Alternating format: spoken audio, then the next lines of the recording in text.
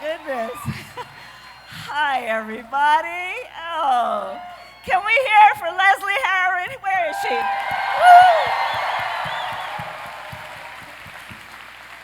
I am so honored, Leslie, to have you as one of my co-chairs here in Colorado. I also want to thank Serena Gonzalez-Gutierrez for being another co-chair of our Colorado campaign. Can we hear it for both of them?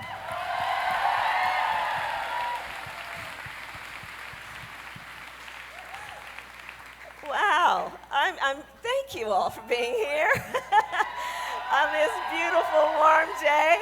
Thank you all, thank you, thank you, thank you. There are so many other things you all could be doing with your time right now, and I really appreciate you sharing this moment with us. Thank you, thank you, thank you, thank you. And you know, listen, I know we're all here for one reason, and that reason is we love our country. We love our country, and we're gonna fight for it.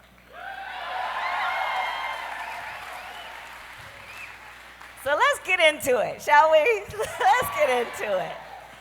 So I think we all know this is an inflection moment in the history of our country.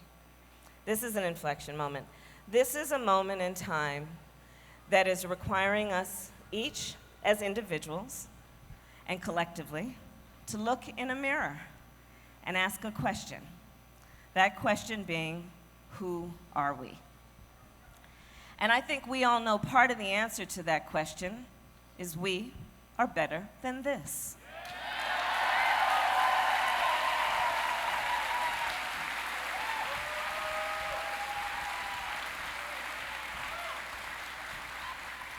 So this then becomes a moment to fight for the best of who we are, and fight we will. And here's the thing. We're used to having this fight. We've had this fight before. We have always fought for the best of our country. It's who we are by our nature. We fight for the ideals. We fight for the promise of our country. So this is that fight, and we've had it before. And you know, I come from fighters. My parents met in the 1960s when they were active in the civil rights movement. My sister Maya and I, we joke that we grew up surrounded by a bunch of adults who spent full time marching and shouting for that thing called justice, right? And so many heroes in that movement, including the lawyers, Thurgood Marshall, Charles Hamilton Houston, Constance Baker Motley. Those individuals who understood the skill of the profession of law to translate the passion from the streets to the courtrooms of our country, and remind folks, because we know we always must remind them, of that promise we articulated in 1776, that we are all and should be treated as equals. And really, it was those heroes that motivated me to actually want to go to law school and become a lawyer. We know fighters. And my parents, they were, in particular my mother. My mother was all of 5 feet tall. But if you ever met her, you would have thought she was 7 feet tall. And she was the kind of parent who she would say to us, look, you will be judged based on your service to others. You must live a life that is bigger than yourself and is about how you touch and lift up others.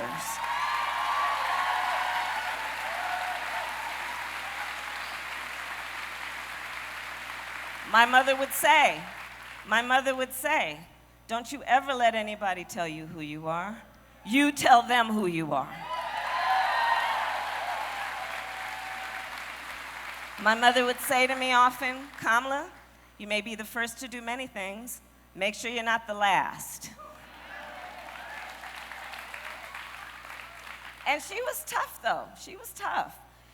For example, you know, if you ever came home complaining about anything, our mother would look at you with a straight face, maybe one hand on her hip, and she'd say, well, what are you going to do about it?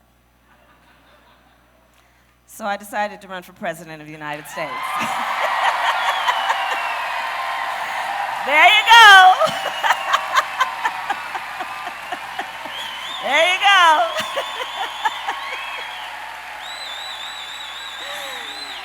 There you go. So let's talk for a moment then about the current occupant of the White House. But we got to, right? Context. Let's talk about it. So this is a fella that came into office on a campaign where his slogan was "Make America Great Again," right? So many of us scratched our head, well, again, exactly for who? Many of us said, again? You mean going back to something? Back to before the Voting Rights Act? Back before the Civil Rights Act? Back before Roe v. Wade? Back before a federal minimum wage? Because we're not going back. We're not going back. We are not going back.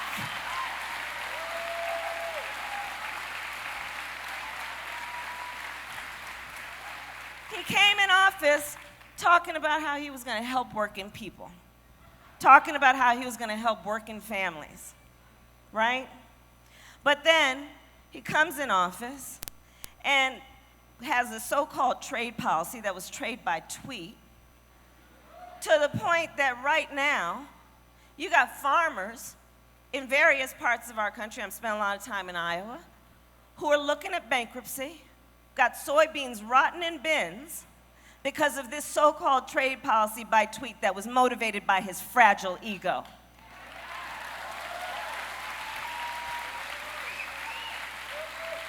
Trade policy. It is estimated, I was in Detroit this morning, it's estimated that as many as 300,000 auto workers might lose their jobs by the end of the year because of this so-called trade policy. Because of this so-called trade policy that I call the Trump trade tax, American families right now are spending $1.4 billion more a month on everything from shampoo to washing machines. He betrayed people. He betrayed people. And they know who talks straight, they know facts.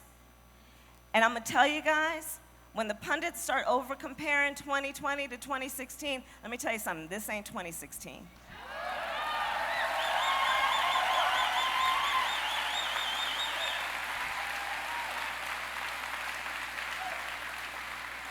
So, we need to turn the page. We need to turn the page. And the way we're going to turn the page is we are going to successfully prosecute the case against 4 more years of Donald Trump.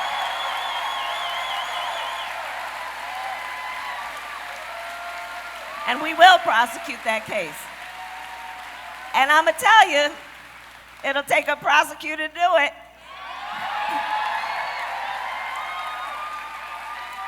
And we're working with quite an impressive rap sheet. So what's on that rap sheet? Well, let's look at the evidence.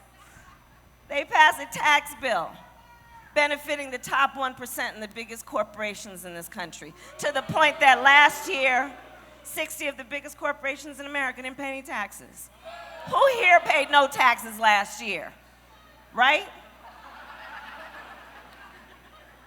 Let's look at the case. Let's look at the case. Let's look at the fact that they have had a policy of having babies in cages and separating children from their parents in the name of border security, when in fact what it is a human rights abuse being committed by the United States government.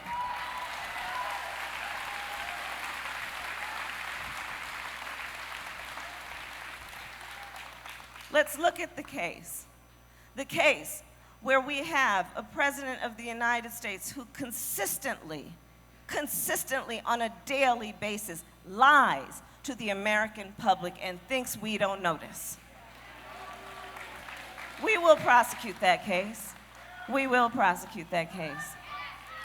And we're going to turn the page. And in turning the page, we will write the next chapter in the history of our country.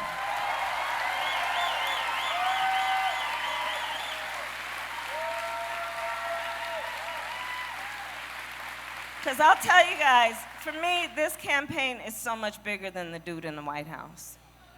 Because that's a given. That's actually a given. He got to go. That's a given. So, but the point is, and where are we going to go then? Where are we going then?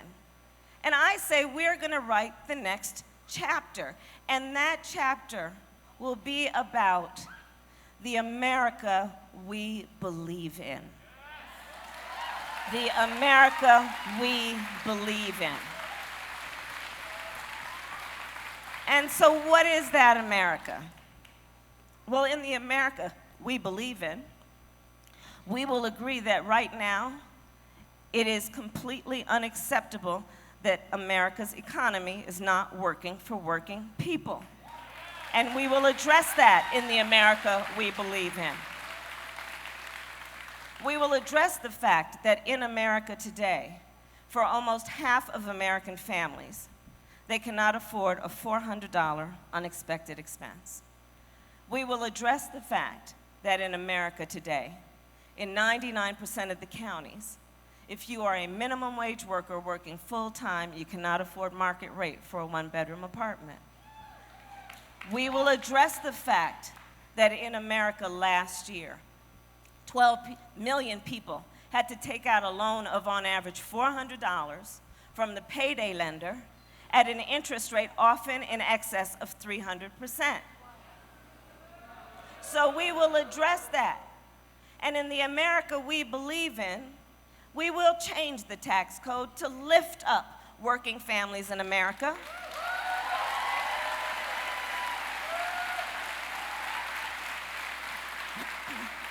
And specifically what we will do is we will change the tax code so that for families that are making less than $100,000 a year, you will receive a $6,000 tax credit, up to $6,000 a year, that you can take home at up to $500 a month.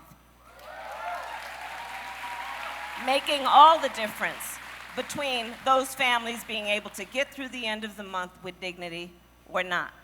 And as you all can imagine, when I rolled out this plan, there was then a chorus of voices that said, well, how are you going to pay for that?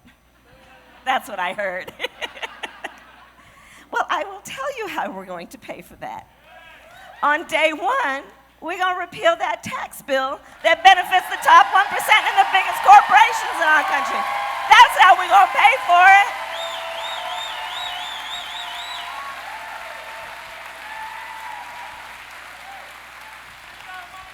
Let's talk about the America we believe in. In the America we believe in, we will pay our teachers their value.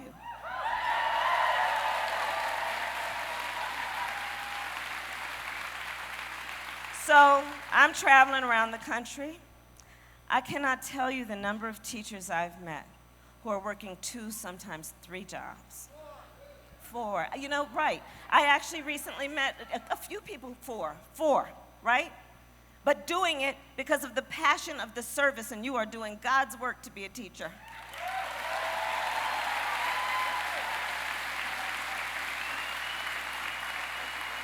"94% of the teachers in our public schools come out of their own pocket to help pay for school supplies. Teachers on average make 11% less than similarly educated professionals. And here's the thing. There are 2 groups of people raising our children. Parents, often with the assistance of grandparents and aunties and uncles, and our teachers. But we are not paying them their value. So, in the America we believe in, we're going to deal with this. And for me, I'll tell you, it's personal. My first grade teacher, Mrs. Frances Wilson, God rest her soul, attended my law school graduation. Okay, but here's the thing. Many of us have a similar story of some teacher along the way who convinced us we were special. We weren't particularly special. But they told us we were, and we believed them, which put us on a track to being here together, making a decision about who's going to be the next president of the United States.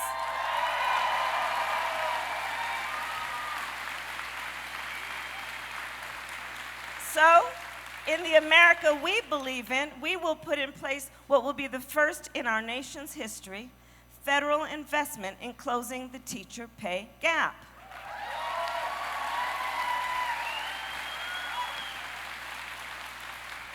Here in Colorado, that gap is $17,700 a year. So let's put that in context. $17,700 a year, that's a year's worth of mortgage payments in most places. $17,700 a year, that's a year's worth of grocery bills. $17,700 a year, that's putting a significant dent in student loan debt, which is one of the greatest barriers to our students coming out and entering a profession for which they have a passion.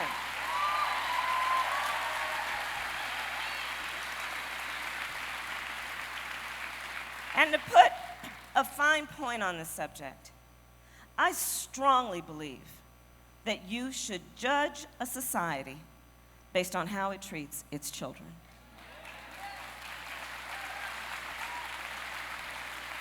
And one of the greatest expressions of love that a society can extend toward its children is to invest in their education and, by extension, their teachers.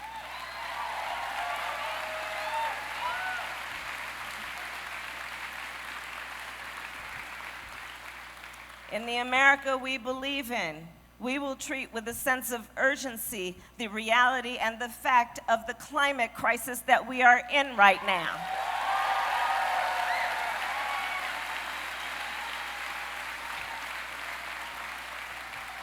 As opposed to what we're seeing in this White House and administration, which is a group of folks, including this president, who's busy pushing science fiction instead of science fact to our collective peril. I kid you guys not. So, I entered the United States Senate 2 years and some months ago. I kid you not. I was in a hearing in the United States Congress, in our United States Congress, where the underlying premise of the hearing was to debate whether science should be the basis of public policy. I kid you not. This on a matter that is about an existential threat to who we are as a species. And I will say, this is one of the most urgent reasons we need a new president of the United States.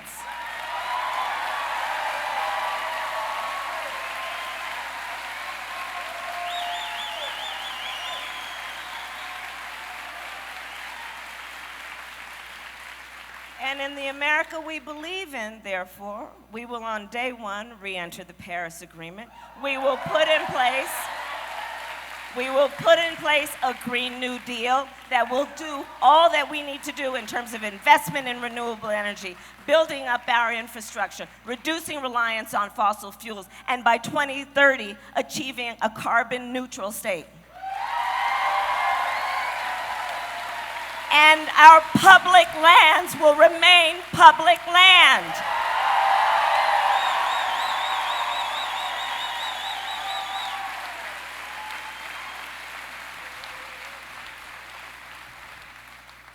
In the America we believe in, in the America we believe in, our children will not have to go to school and endure a drill.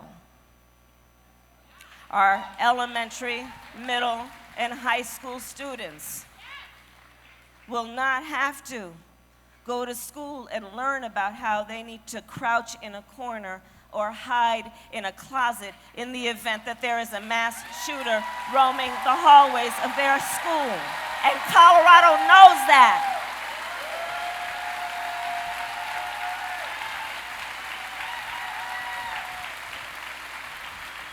Because what's happening today is our children, elementary, middle, high school students, they're going through that. They're coming home. They're sitting down for dinner at night, family dinner, and they're saying, why? Why did we have to have that drill?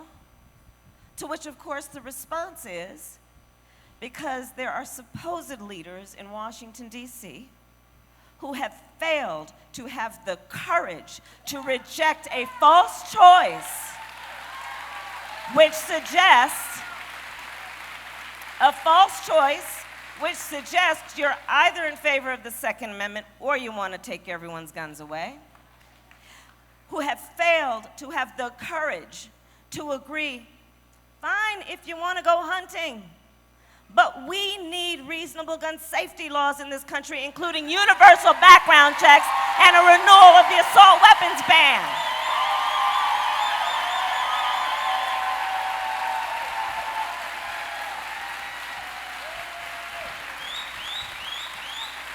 And I'm going to tell you guys, I'm kind of done with this subject. I'm done. I'm really done. Because here's the thing. Their failure to act. Well, it's not like we're waiting for the tragedy. Columbine, so many, we have seen the worst of human tragedies. It's not like we're waiting for a good idea. There have been plenty of good ideas. In fact, many of my friends on the debate stage have great ideas. I'm supporting them. That's not what we lack. What we lack is Congress to have the courage to act. What we lack is action.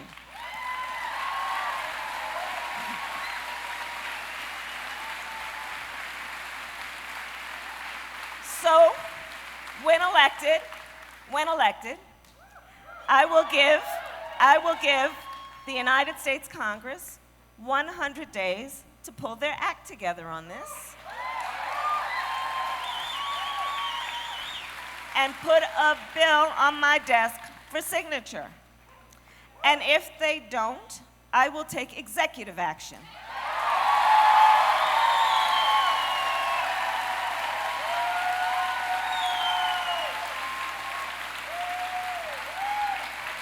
And in particular, executive action that will put in place a comprehensive background check, executive action that will include directing the ATF to take the licenses of gun dealers who violate the law, and executive action to ban the importation of assault weapons into our country.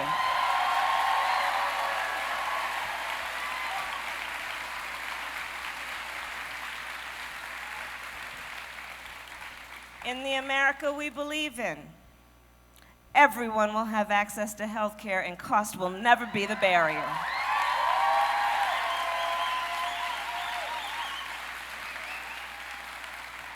So we rolled out my Medicare-for-all plan this week, and I'm going to tell you, I'm really proud of it, because here's the thing.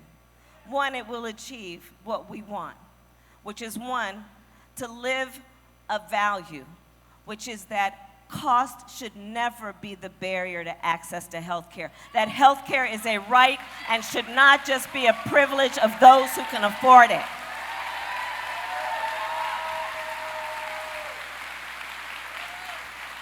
We will also deal with the insurance companies that over the years have been jacking up co-pays, jacking up premiums, jacking up deductibles. I often think of the story, which is a common story in America, of a father, let's say, whose child is having a temperature that's out of control in the middle of the night. He's trying to decide what to do. He calls the doctor. He calls 911, bring the child to the emergency room. So he puts the child in the car. They drive to the hospital. And then he pauses in the parking lot, looking at those sliding glass doors, putting one hand on his child's forehead, hoping that fever goes down. Why isn't he walking through those sliding glass doors? He's got insurance. Well, because he knows once he walks through those doors, he's out his $5,000 deductible. We need to hold the insurance companies accountable for how they have been treating American families. And under our Medicare-for-all, we will do that and also allow private and public plans so you can make your choice. In the America we believe in, we will have a commander-in-chief who understands that her greatest responsibility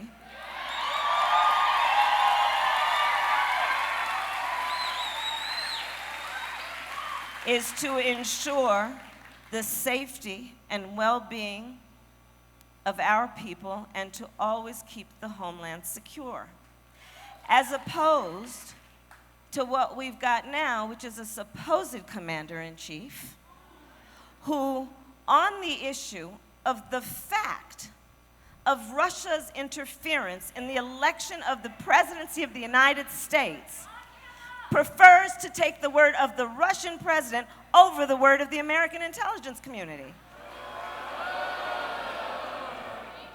On the subject of an American student who was tortured and later died, a commander-in-chief who prefers to take the word of a North Korean dictator over the word of the American intelligence community. On the subject of a journalist who was assassinated, a journalist who had American credentials, prefers to take the word of a Saudi prince over the word of the American intelligence community. We need a new commander-in-chief.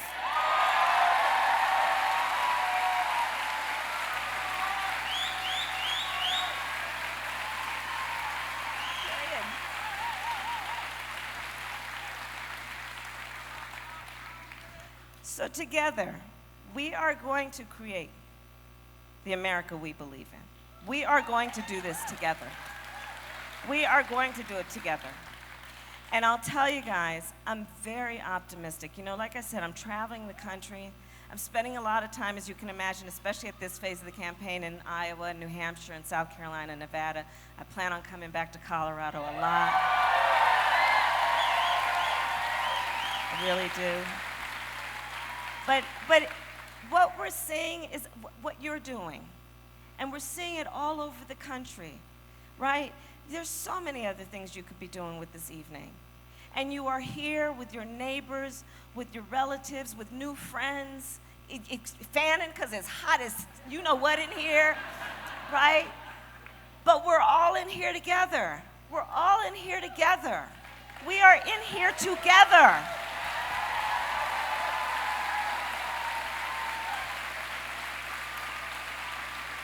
And this is a statement also about the fact that we wholesale reject those who would dare to try and sow hate and division between us.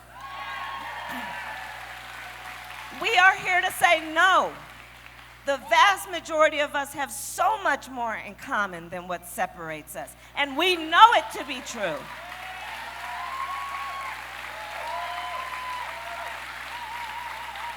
We know it to be true.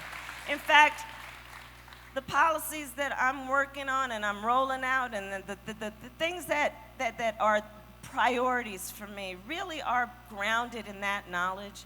One, that we have so much more in common than what separates us, but also knowing it to be true through the lens of what I call the 3 in the morning thought. So where are you going, Kamala? Okay, I'll tell you. So, you know, some people call that the witching hour, right? You know, when you wake up in the middle of the night with that thought that's been weighing on you, right?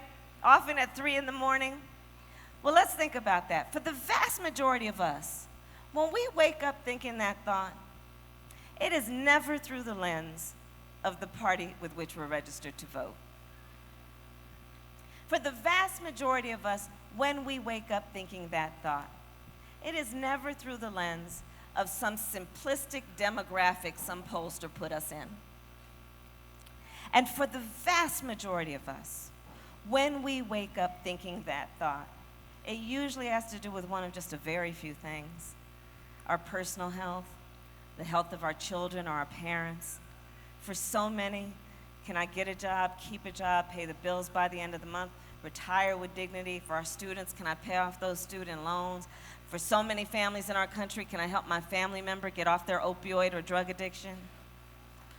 The vast majority of us have so much more in common than what separates us.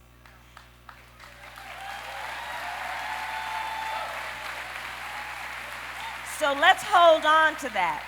Let's know that truth as we turn the page and write the next chapter. Let's know that truth in our hearts, in our souls, and in our march toward 2020 and in our march toward 2020.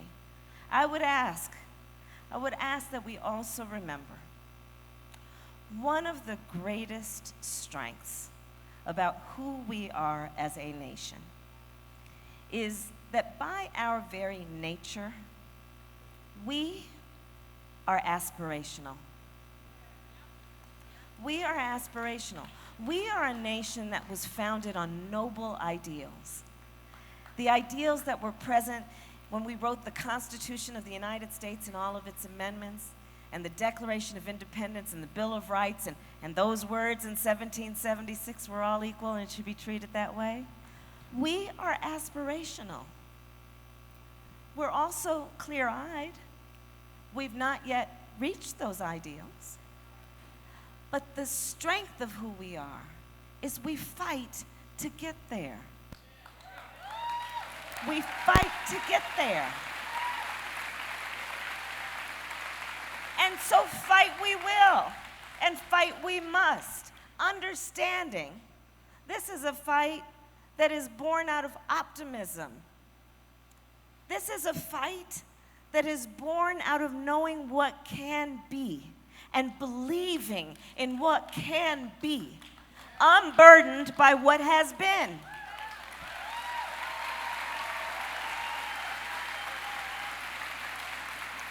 This is a fight that is not only for the soul of our country.